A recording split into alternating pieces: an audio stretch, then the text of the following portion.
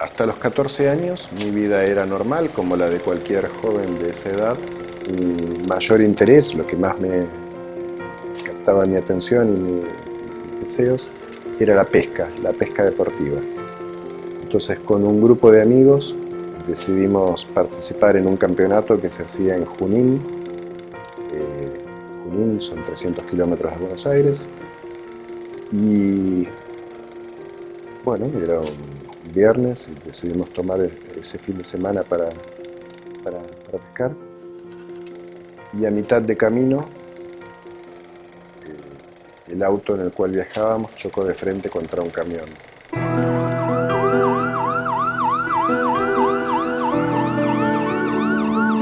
Gabriel lo habían dado ya por muerto. El primero que llegó al lugar del accidente fue mi hermano y él estaba cubierto. Al costado del camino estaba cubierto con una sábana porque ya creyeron que estaba sin vida. Y bueno, me lo contaron después porque no recuerdo si fue mi hermano mismo que se dio cuenta o una enfermera que vio que había respiración abajo de la sábana. No movía nada. Entonces, te doy un ejemplo. Una mosca volando, para él era una araña pollito. Y anímicamente estaba totalmente metido para adentro, totalmente deprimido. Sí, yo quería morirme, no quería saber nada que me conectase con la vida. No pedía que lo ayudaran a morir, pero se dejaba morir. Fueron momentos muy duros, momentos difíciles, en los cuales, además de la depresión, de no querer ni poder hacer nada, el pronóstico era que efectivamente no iba a poder hacer nada.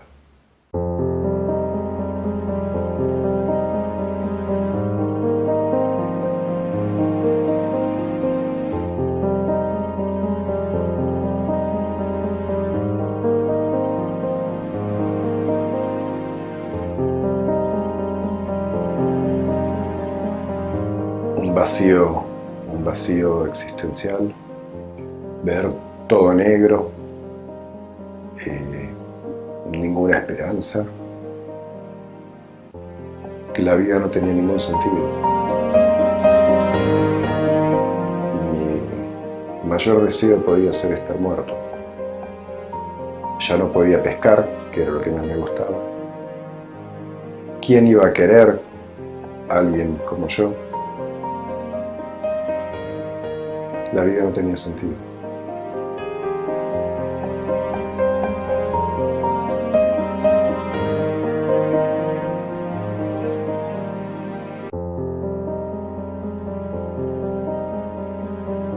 Yo puedo asemejar mi vida quizás con el proceso de la mariposa, en el cual en una etapa de su vida es una oruga, un gusano, que se arrastra por el piso, creyendo que la vida es solamente aquello que puede palpar, aquello que puede vivir arrastrándose. ¿Qué es lo que vive quizás la mayoría de las personas? Creyendo que la vida es dura, es difícil y consiste en llegar a fin de mes y pagar los impuestos. Ese periodo de la oruga sería quizás lo que viví hasta los 14 años.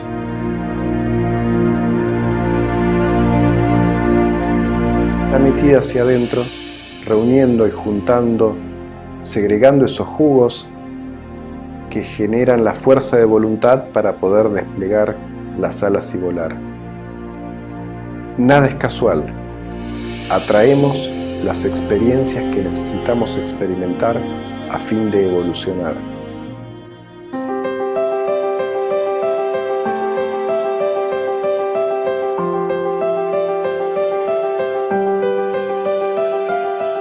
Como mariposa, a diferencia de las etapas anteriores, me di cuenta de cuántas cosas realmente sí podía hacer.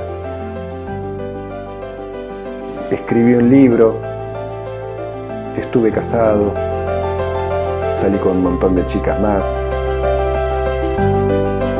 Viajé por el mundo y lo sigo haciendo. Trabajo en las organizaciones y en las actividades que realmente me gratifican y ayudan a otras personas. Y creo yo que, siendo consciente de nuestras propias capacidades, de todo lo que podemos hacer por ayudar a los demás, ser útiles y servir, es que nos ponemos a volar y volamos por encima de las nubes, allí donde siempre brilla el sol. Todo esto lo podemos hacer cuando realmente tomamos conciencia de las posibilidades infinitas que en el universo existen, que están dentro nuestro.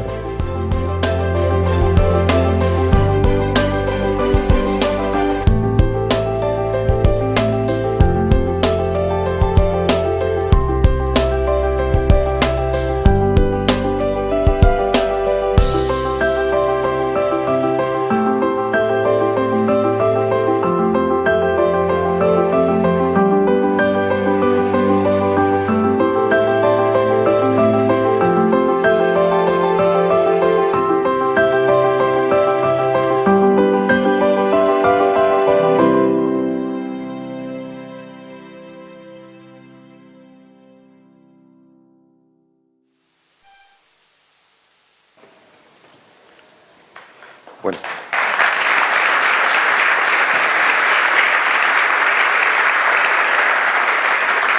Buenas noches, gracias por estar aquí, gracias por la invitación, Clara. Me sentí identificado con las palabras de todos los que me precedieron, fueron todos geniales, ¿no es cierto? Y en este momento, sobre todo, me siento identificado con algunas de las cosas que decía Matías, sobre todo en la parte de que tenías mucho miedo.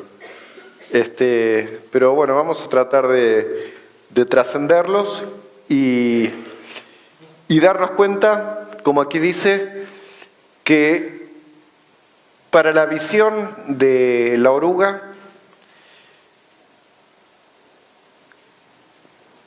lo que parecía que era el final, en realidad era solo el principio. En mi creencia de que la vida era lo que generalmente creemos que es la vida, vemos que nos podemos desplazar, podemos estudiar, trabajar en lo que nos propongamos, y era lo que me había planteado como objetivo de vida.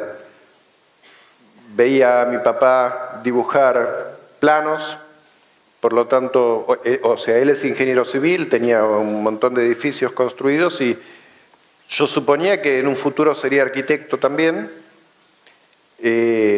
Tenía la vida más o menos planificada, pero y en ese momento tenía hobbies. También me identifiqué con otra parte tuya cuando dijiste que habías sido scout, al igual que yo. Y ahí también aprendí varias cosas, como el lema siempre listo para servir. Y esto de alguna manera fue quedando en mi vida, pero venía organizada mi vida creyendo que iba a ser de cierta manera, y de repente vieron que fue cortado de un momento para el otro. Tenía la opción de quedarme sufriendo y apenado por las cosas que me estaban pasando. En su momento fue durísimo, me deprimí muchísimo. No quería vivir, como vieron en el video. Pero tuve afortunadamente la ayuda, la colaboración, el apoyo familiar y de muchos seres que se fueron acercando y colaborando. Algo muy importante en este proceso para ayudarme a salir de este pozo, ayudarme a darme cuenta que era mucho más de lo que hasta entonces creía y que todavía tenía mucho por seguir dando, fue la búsqueda espiritual. Empezar a buscar qué tenía por ofrecer a los demás, ya que en el vacío en el cual estaba no había salida. Quizás de manera inconsciente. Yo me había quedado prácticamente sin amigos de mi edad, ya que la mayoría eran o compañeros del colegio o de las actividades que hasta entonces hacía, y que en un momento inicial me acompañaron muchísimo, pero después por una cuestión cronológica fueron quedando en el camino. Yo seguía internado y ellos siguieron avanzando. Entonces, cuando se dieron una serie de circunstancias, coincidencias, casualidades, quizás causalidades o sincronicidades, como las que les voy a contar. Mis padres estaban en el camino espiritual ya desde siempre, desde que los conozco, y mi mamá acostumbraba a meditar todos los días. Vieron, mi accidente fue a los 14, o sea, era muy joven aún, y una mañana estaba meditando en el living de casa. En esa meditación, de repente recibe una luz muy fuerte y se le aparece Sai Baba caminando en casa. ¡Wow! ¡Qué experiencia fuerte! Y viene a mi habitación, yo aún dormía, como a transmitirme un poco de esa energía fuerte que había recibido. Ese mismo día, era en la época más difícil, yo iba a ALPI es un instituto de rehabilitación, 3 veces por semana por consultorios externos. Me habían recomendado cuán útil sería estar internado, pero yo no quería saber de nada. Una mañana, esa mañana en la cual Sai Baba aparece en mi casa, vamos, y mientras estamos en la sala de espera aguardando que venga la kinesióloga a buscarme, mi mamá ve a unos metros a una chica sentada en una posición digna, arreglada y con una sonrisa, que era algo totalmente diferente a la experiencia en la cual estaba atravesando yo, que estaba cerrado y serio. Bueno, se acerca a esta chica para conversar y le cuenta que ella había estado internada un tiempo antes, había tenido una lesión similar a la mía. Mi mamá le dice, ¿por qué no se la contás directamente a Gabriel, que no quiere saber de nada? Sí, por supuesto. Me cuenta y me dice, ¿cuán útil me sería esto? Yo no le daba bolilla a nadie, pero en este caso, tratándose de una chica linda, la escuché. Mientras me está contando esto, se le acercan de la Secretaría Administrativa a mi mamá y le cuentan que ese día justo se desocupó una cama y cuán útil sería que... No, justo se desocupó una cama, pero si quería, tenía que confirmarle ese día si no seguía en lista de espera aguardando, que en ese momento eran como 7 meses. Justo ese día yo acepto. Vamos al día siguiente ya con los bolsos porque me iba a quedar a vivir por un año. Y dentro de las 52 camas que había, recuerden, esto es el año, principios del 88, dentro de las 52 camas que había, la que a mí me toca, había en la mesa de luz pegada una calcomanía con la cara de Sai Baba. Señal que no era casualidad. Un año y medio más tarde, ya de alta, un amigo de la familia que había empezado a visitarnos casi todas las semanas, me dice, mira, hay un lugar en el cual se reúne un grupo de jóvenes, ¿por qué no te acercás para compartir con gente de tu edad? Y bueno, si vos querés te acompaño, porque había salido de alta, estaba mejor en lo físico, pero aún mi espíritu seguía perdido.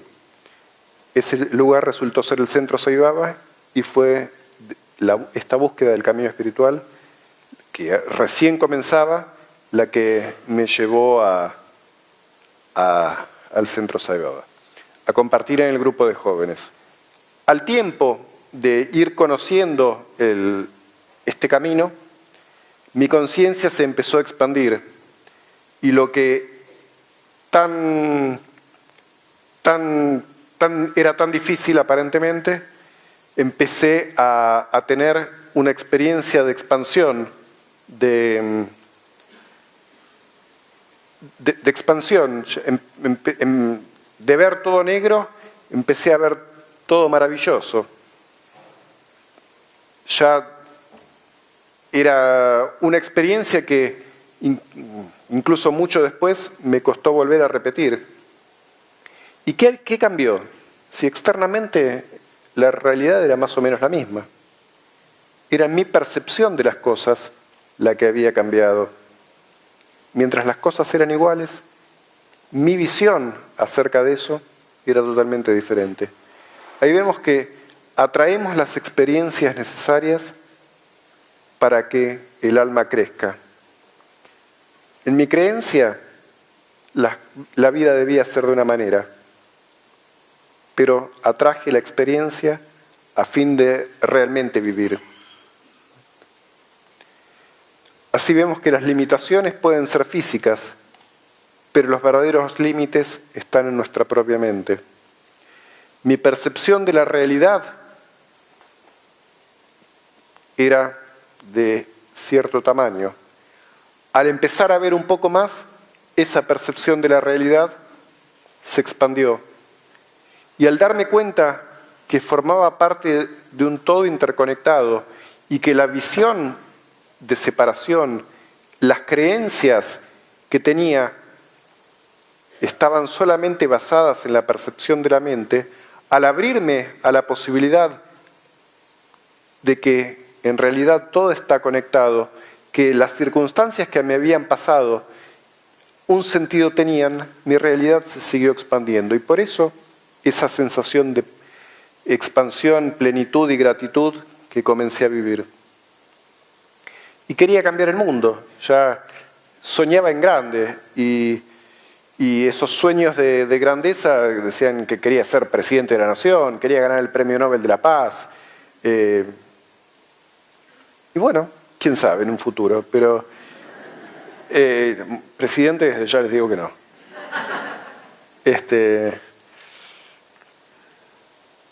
Pero las distintas actividades que empecé a desarrollar tenían que ver con esta vivencia que estaba teniendo, que por supuesto con altibajos, pero ya había empezado a diseñar una visión de futuro que me llevara a vivir en una versión expandida de mí. Necesité